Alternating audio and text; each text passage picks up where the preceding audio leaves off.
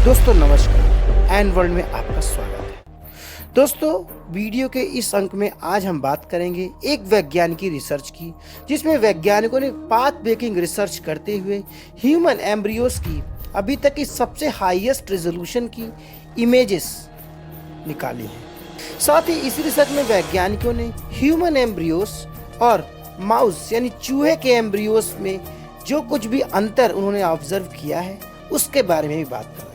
तो आइए चलते हैं इस रिसर्च की ओर। दोस्तों कृपया हमारे चैनल को सब्सक्राइब, ज्वाइन और शेयर जरूर करें, क्योंकि आपका एक सब्सक्राइब हमें और उत्साहित करता है इस नई रिसर्च को आपके सामने लाने के लिए। तो आइए अब बात करते हैं इस रिसर्च की।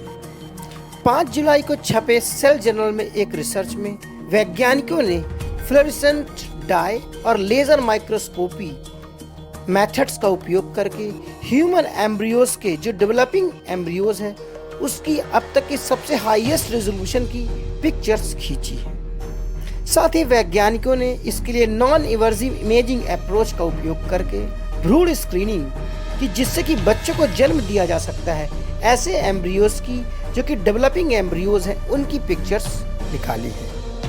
साथ ही पेंसिल्वेनिया विश्वविद्यालय के सेल जीव विज्ञानी वही इस पेपर के को ऑथर निकोलस प्लाचा कहते हैं कि यह पहली बार है अभी तक के इतिहास में, मानवीय इतिहास में, कि हमने सेलुलर रेजोल्यूशन के साथ विकास के प्रारंभिक चरण में एक प्रारंभिक मानव के भ्रूण की इमेजेस खींची हैं, और जो कि सबसे हाईएस्ट रेजोल्यूशन पर है, यानी सेल लेवल पे इसकी इमेजिंग की जा सकती है।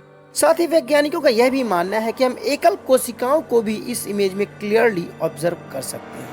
जब वे प्री इम्प्लांटेशन भ्रूण बनाते हैं तो वे एक दूसरे के साथ कैसे बातचीत करते हैं, इन दोनों कणों के इंटरेक्शंस की भी इमेजेस हम निकाल सकते हैं, और यह सब मुमकिन हो पाया है फ्लोरेसेंट डाई और लेजर माइक्रोस्कोपी मेथड्स के जरिए।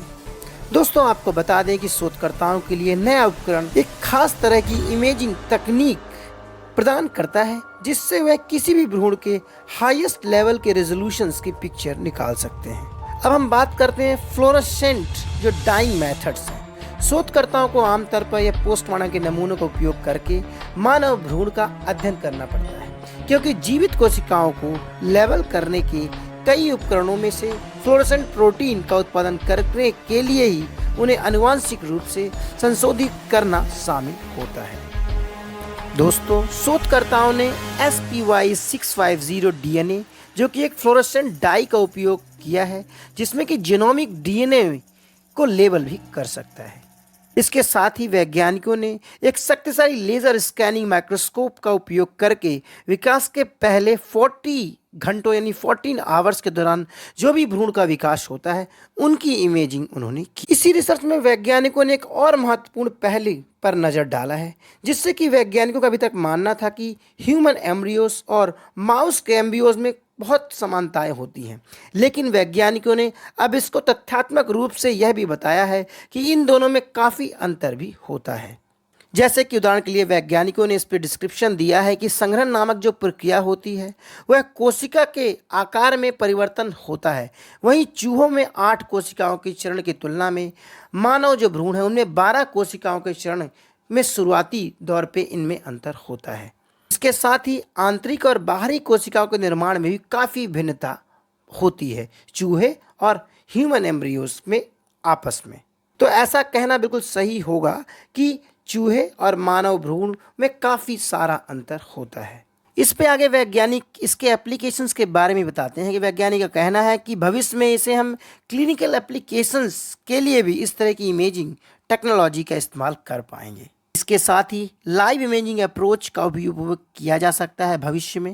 वही एम्ब्रियो ट्रांसप्लांट को भी सफलतापूर्वक किया जा सकता है अगर वैज्ञानिकों के पास एक हाई रेजोल्यूशन इमेजेस होंगी तो। दोस्तों यह वीडियो आपको कैसी लगी कृपया हमें कमेंट करके ज़रूर बताएं। नमस्कार।